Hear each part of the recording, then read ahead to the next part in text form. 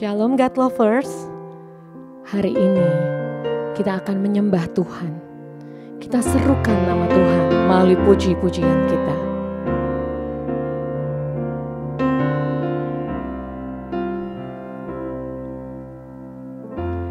Bapa, Kau mendengar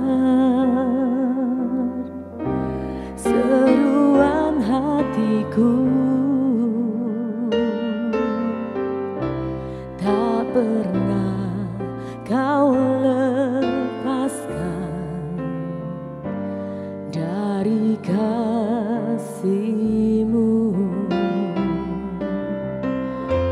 Lewat lembah gelap Kau temani aku.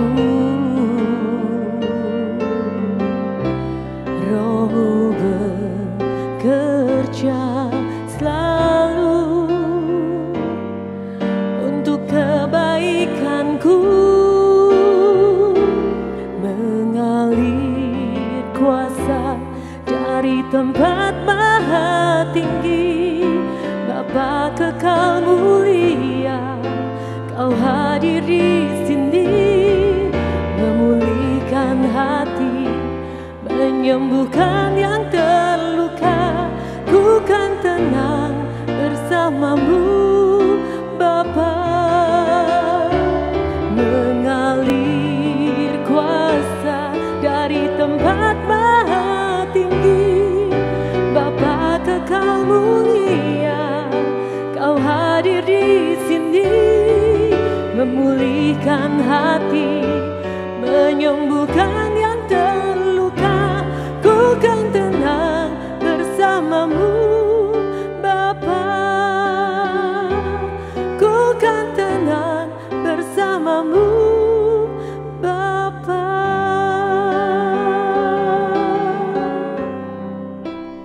Salam God's Lover, bertemu kembali dalam program Word from Heaven. Kali ini saya ingin mengajak kita merenungkan Injil Yohanes pasal 9 ayat 1 sampai 11.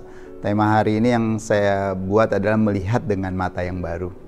Nah, di ayat ini kita dapat melihat kisah Yesus menyembuhkan seorang yang buta sejak lahir. Peristiwa ini tidak hanya berbicara tentang mujizat fisik, tetapi juga tentang pembukaan mata rohani kita untuk melihat kebenaran dan kuasa Tuhan. Mari kita renungkan kisah ini dan temukan pembelajaran yang dapat kita aplikasikan di dalam kehidupan kita sehari-hari. Sebelum memulai, saya ingin mengajak kita membaca Yohanes pasal 9 ayat 1-11 ini. Waktu Yesus sedang lewat, ia melihat seorang yang buta sejak lahir.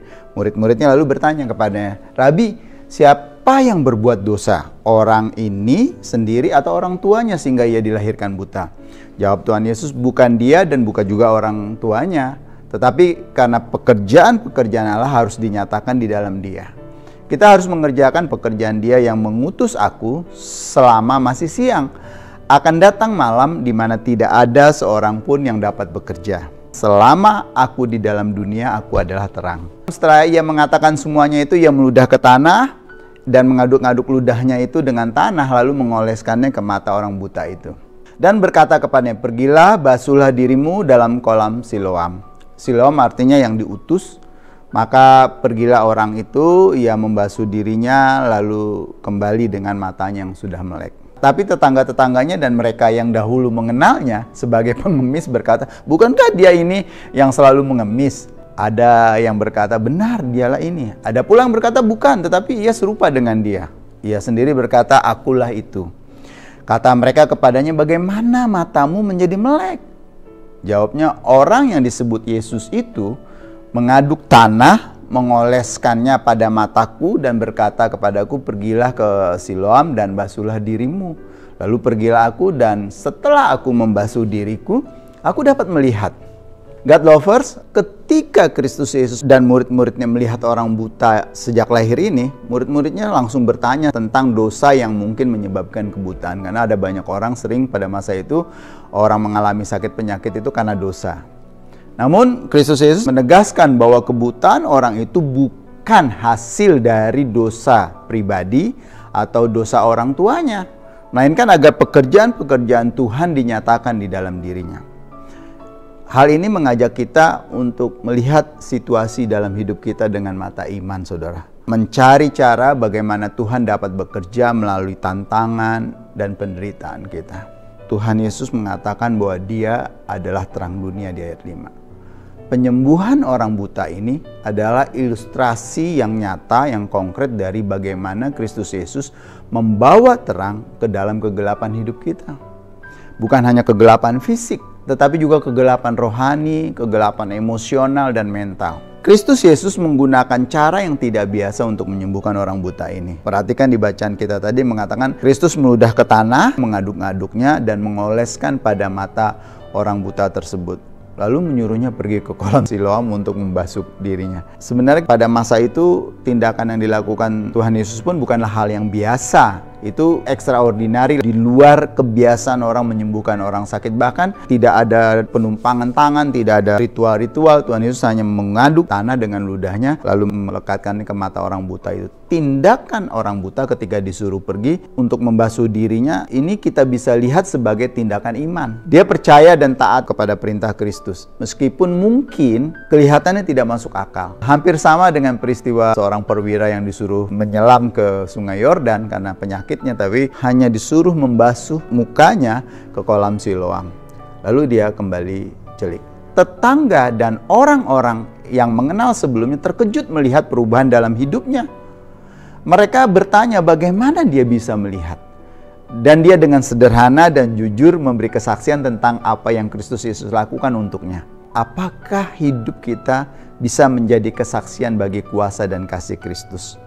Bagaimana kita dapat lebih berani dan jujur membagikan karya Tuhan dalam hidup kita kepada orang-orang di sekitar kita?